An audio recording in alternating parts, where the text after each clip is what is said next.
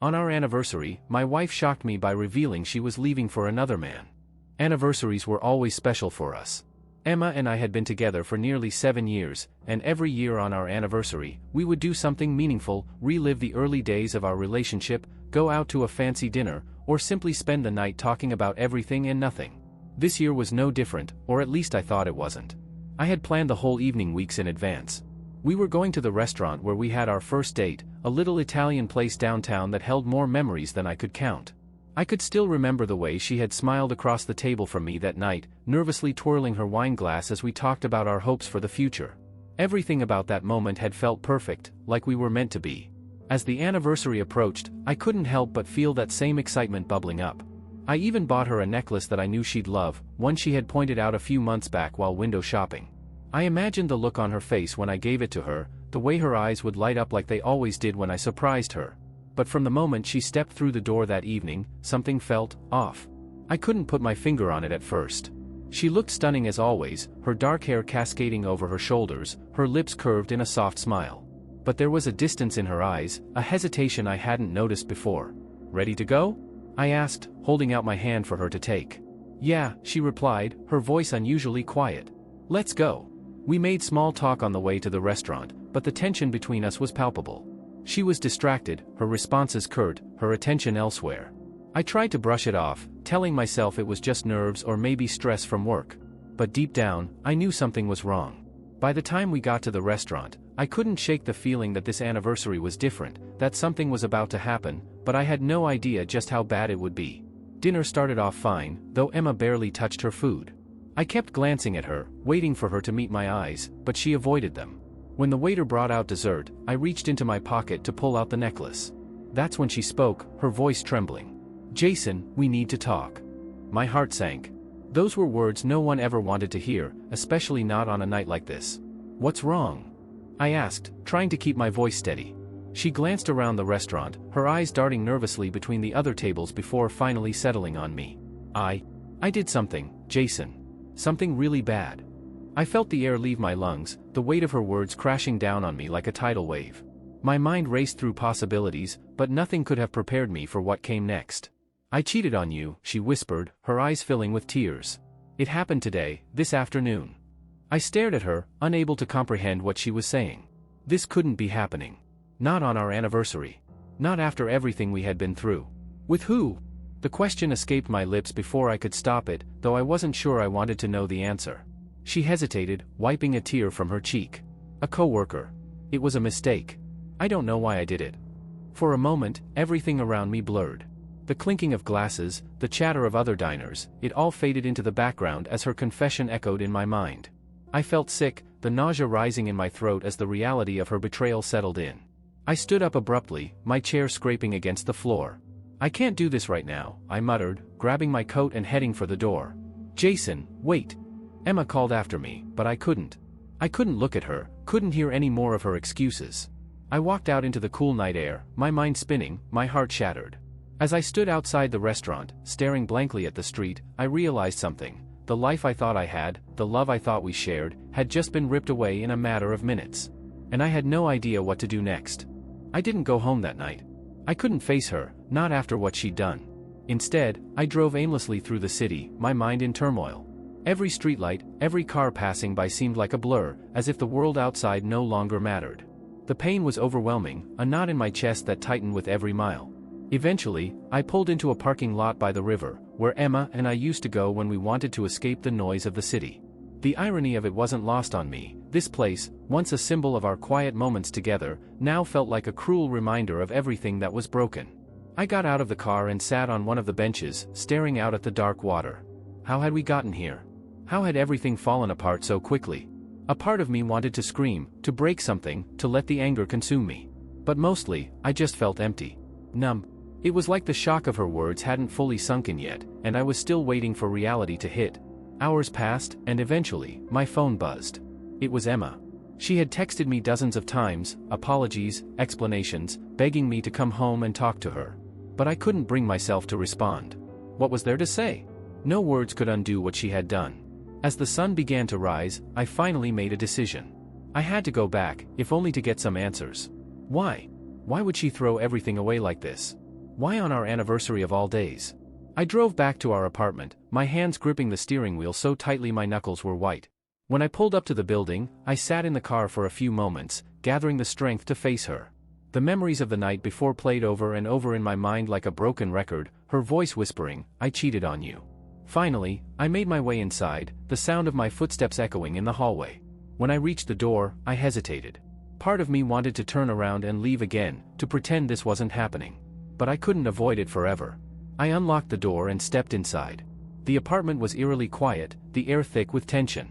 Emma was sitting on the couch, her eyes red and swollen from crying. She looked up at me, her face full of regret, but I didn't care. I wasn't ready to forgive her. I wasn't sure I ever would be. "Jason," she began, her voice shaky. "I'm so sorry." I stood there, staring at her, my hands shoved in my pockets to keep from trembling. "Why?" I asked, my voice cold. "Why did you do it?" She looked down, unable to meet my gaze. "I don't know. It was a stupid, horrible mistake. I don't know, feeling distant, Anne." "You were feeling distant? So you slept with someone else?" I interrupted, my anger finally bubbling to the surface. "On our anniversary?" She flinched at my words, her hands wringing in her lap. "It wasn't planned, Jason. It just happened." "Things like this don't just happen, Emma," I said, my voice rising. "You made a choice. You could have talked to me, told me you were feeling distant, whatever the hell that means, but instead, you went behind my back." "I know," she whispered, her eyes filling with tears again. "I know I messed up. I hate myself for it." I shook my head, unable to comprehend how the person I thought I knew could do something like this. The woman sitting in front of me felt like a stranger. "Was it worth it?" I asked bitterly. "Was this coworker worth throwing away everything we've built?" Her silence spoke volumes. She didn't have an answer, or at least not one that would make any sense to me. "I don't know what you expect me to do," I said, pacing the room. "I don't even know who you are anymore." She stood up, taking a tentative step toward me. "Please, Jason. We can work through this. I'll do whatever it takes to fix things." I held up my hand, stopping her. "I don't know if I can do that," I said quietly. "I don't know if I can forgive you." The weight of my words hung in the air between us, and for the first time, I saw real fear in her eyes. Fear that she had pushed me too far, that this might be the end. I wasn't sure what would happen next. But one thing was clear, the life I had known, the future I had planned, was gone. Everything had changed in a single, devastating night. Days turned into weeks, and each moment felt like an eternity. I stayed in the apartment, but it felt like a prison. Emma and I walked around each other like ghosts, avoiding eye contact and skirting the unspoken tension that filled the air. I found it hard to breathe, as if the walls were closing in around me. Every time I looked at her, I was reminded of that night, of the betrayal that had shattered everything. I thought about the life we had built, the dreams we had shared, and it all felt like a cruel joke. The love I once felt for her was overshadowed by anger and confusion. I began spending more time away from home, drowning my sorrows in work. I threw myself into long hours, hoping that burying myself in my job would distract me from the mess of my personal life. My colleagues noticed my withdrawal, but I brushed off their concern with a wave of my hand, insisting I was just busy. One evening, as I sat at my desk, an email from Emma popped up on my screen. It was a simple message, but it pierced through my resolve. "I miss you. I want to talk. Can we please meet?" I stared at it for what felt like an eternity, my heart racing with conflicting emotions. I wanted to scream at her for what she'd done, but I also wanted to understand why she had strayed. After a long internal battle, I finally replied, agreeing to meet her at the park where we used to go for walks. It felt like a safe space, a place filled with memories before everything had gone wrong. As I arrived, I saw her sitting on a bench, nervously fidgeting with her hands. She looked up as I approached, her face a mix of hope and fear. "Thank you for coming," she said softly, her voice barely above a whisper. I nodded, taking a seat next to her but keeping my distance. "Let's just get this over with." Emma took a deep breath, clearly steeling herself for what she was about to say. "I know I hurt you, and I can't express how sorry I am. I've been thinking a lot about everything. About us." "About us?" I echoed, my skepticism evident. "What is there to think about? You made your choice." "I know, but I've been doing a lot of soul-searching," she said, her voice trembling. "It wasn't just about the mistake I made. I think I was feeling lost for a long time, and I didn't know how to talk to you about it." "Feeling lost?" I scoffed. "You could have talked to me instead of sleeping with someone else. That's not a solution." "I realize that now," she admitted, tears streaming down her cheeks. "I was selfish, Jason. I thought I could fill a void without considering the consequences. I never meant to hurt you. I love you. Hearing her say those words sent a pang of hurt through me. I wanted to believe her, but my heart was still heavy with betrayal. How can I trust you again? I asked, my voice cracking. You broke that trust the moment you made that choice. I know, and I will spend the rest of my life trying to earn it back if you'll let me, she said, reaching out for my hand. I pulled away instinctively, not ready for that level of intimacy, not after everything. What do you expect me to say? I replied, my voice rising again. Do you think I can just forget what happened? That we can just go back to how things were? I don't want to go back to how things were, she insisted, her voice desperate. I want to build something new, something stronger. I want to be better for you. For us. Her passion stirred something deep within me, a flicker of the love I still had for her. But it was buried beneath layers of anger and hurt. And what if I can't get past this? I asked, feeling vulnerable for the first time since this nightmare began. Then I'll understand, she said softly. But I have to try. I can't just give up on us, Jason. You mean too much to me. I sat in silence, contemplating her words. The world around us seemed to fade, the sound of rustling leaves and distant laughter growing faint. My heart battled my mind, caught in a tug-of-war between hope and despair.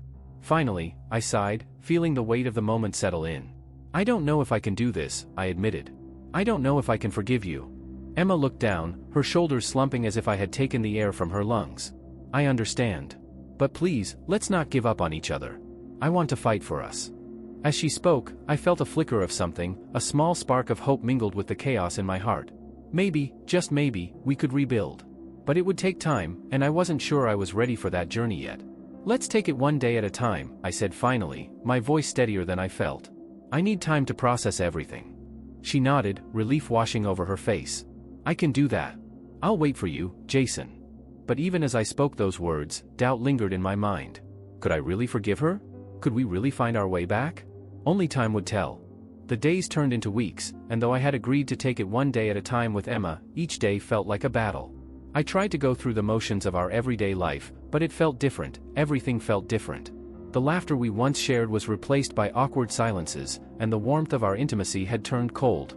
Emma was trying hard to prove herself, making efforts to reconnect. She left little notes around the apartment, reminding me of our inside jokes and shared memories, but they only made my heart ache more. Each note was a reminder of what we had lost and what she had taken from us. At work, I threw myself into my projects, distracting myself from the turmoil at home. My colleagues noticed my lack of focus, but I brushed it off with vague excuses. I didn't want anyone to know what I was going through. It was easier to pretend everything was fine than to admit that my world was falling apart. One evening, I came home late, exhausted from a long day. As I opened the door, I was hit by the smell of something delicious cooking in the kitchen.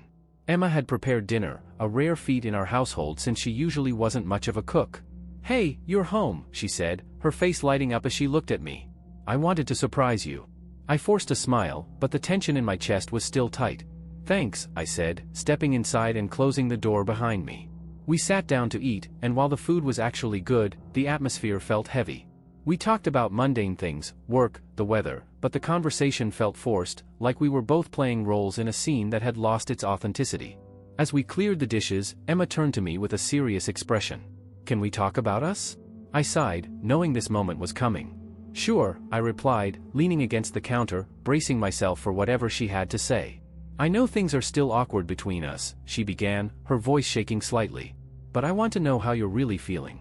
I want to understand where we stand. I don't know, Emma, I admitted, running a hand through my hair. It's hard to forget what happened. I'm trying, but I feel like I'm just going through the motions. I get that. I know it's going to take time, she said, stepping closer. But I love you, and I want to fight for us. I'm willing to do whatever it takes. I met her gaze, searching for sincerity in her eyes. What if I can't ever fully trust you again? Emma looked down, her shoulders slumping. Then I'll accept that. But I hope you can see I'm trying to change. I've started therapy, and I'm working on myself. I want to understand why I made those choices. Hearing her talk about therapy surprised me. It showed she was serious about changing, but I still felt a flicker of resentment. You didn't think about therapy before you cheated, I said bluntly.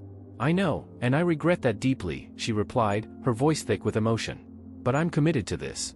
I want to understand my own shortcomings so I can be a better partner for you. I sighed, torn between wanting to support her and feeling the sting of betrayal. It just feels like everything has changed, I confessed. I don't know if we can go back to how things were. Maybe we don't have to go back, she suggested, a hint of hope in her voice. We can create something new, something stronger. We can build a better foundation based on honesty and trust. The idea intrigued me, but it also frightened me. I wasn't sure I could handle another heartbreak. What if we try and it doesn't work? I asked quietly. Then we'll know we tried, she said, her eyes earnest. But I believe in us, Jason. I believe we can get through this if we both put in the effort.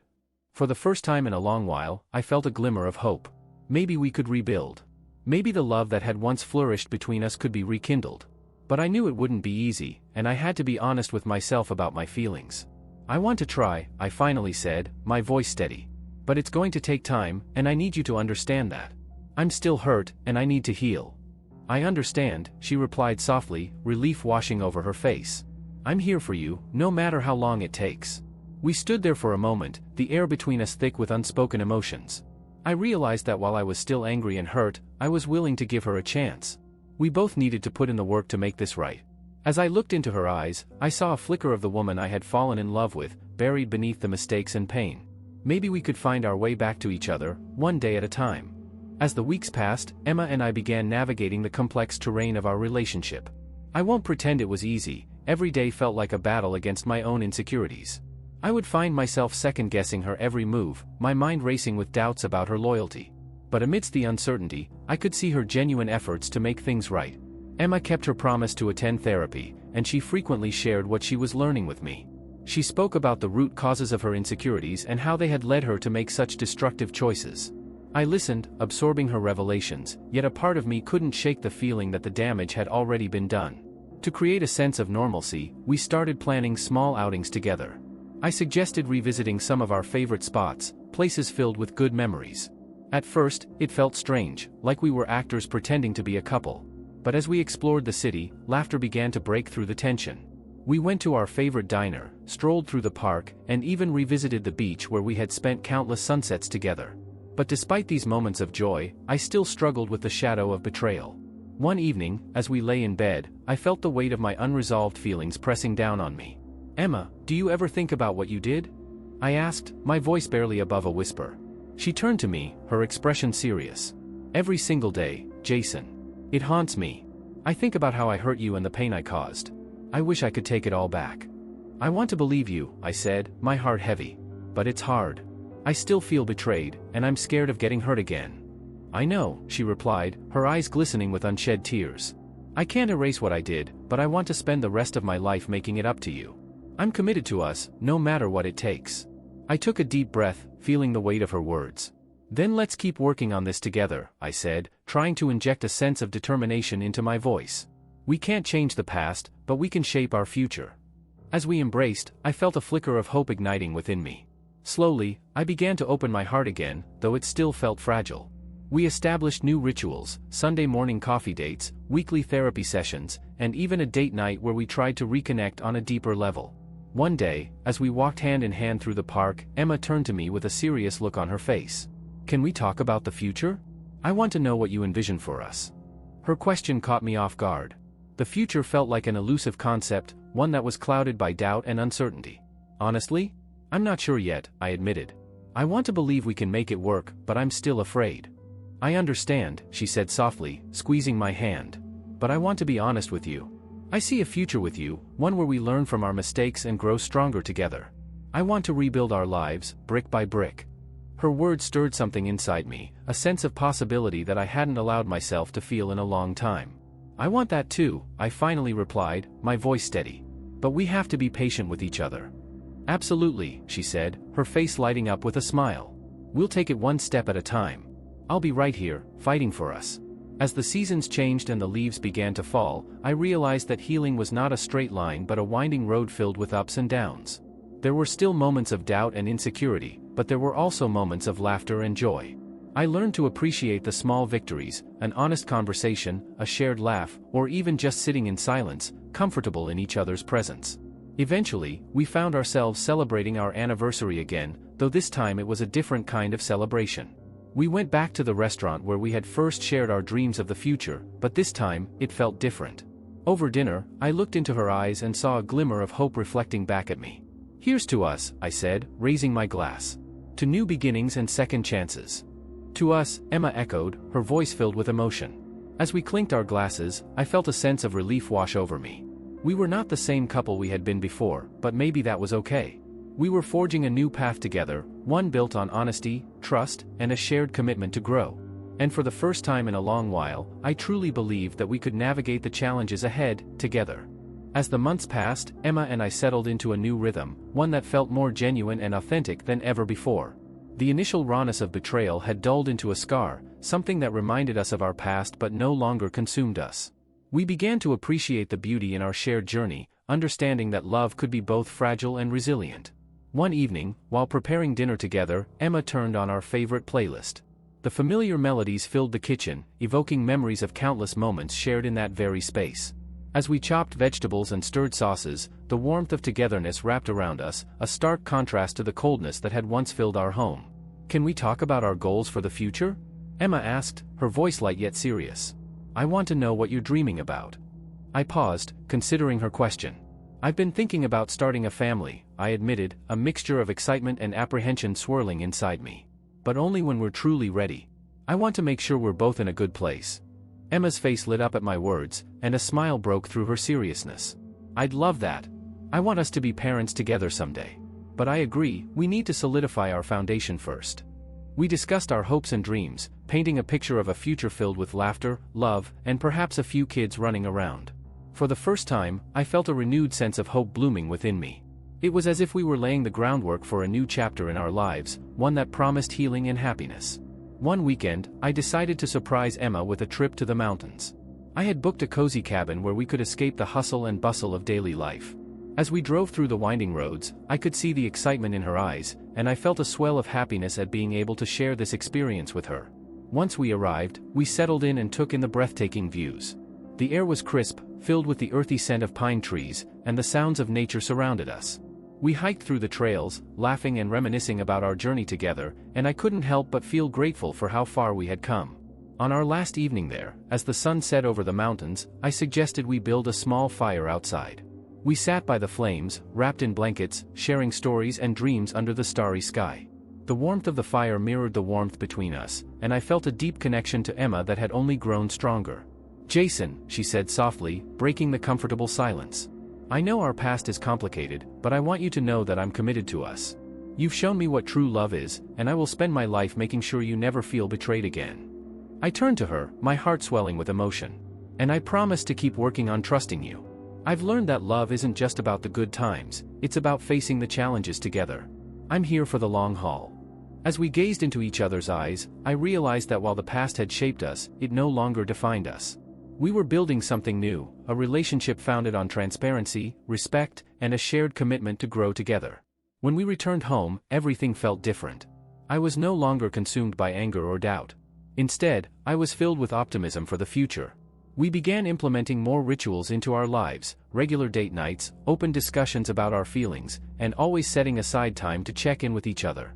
Months later, during a quiet dinner at home, I noticed Emma looking particularly thoughtful. "What's on your mind?" I asked, curious. "I was just thinking about how much we've grown," she replied, her eyes shining. "And I feel like we're finally in a good place. I want to celebrate that." "Celebrate how far we've come?" I suggested with a smile. "Exactly," she exclaimed. "Let's throw a small gathering with our friends and family. I want them to see the progress we've made and the love we've rebuilt."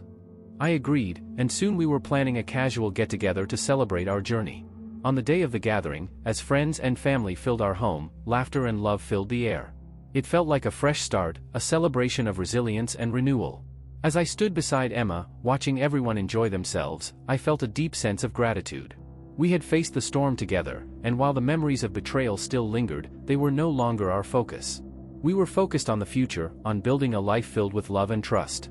That evening, as the party wound down and our guests began to leave, I pulled Emma aside. "Thank you for everything," I said, holding her hands. "For your honesty, your commitment, and your love. I believe in us." Emma smiled, her eyes filled with warmth. "And I believe in us too. Together, we can face anything." In that moment, I knew we had forged a bond that could weather any storm. We were ready to embrace whatever came next, together.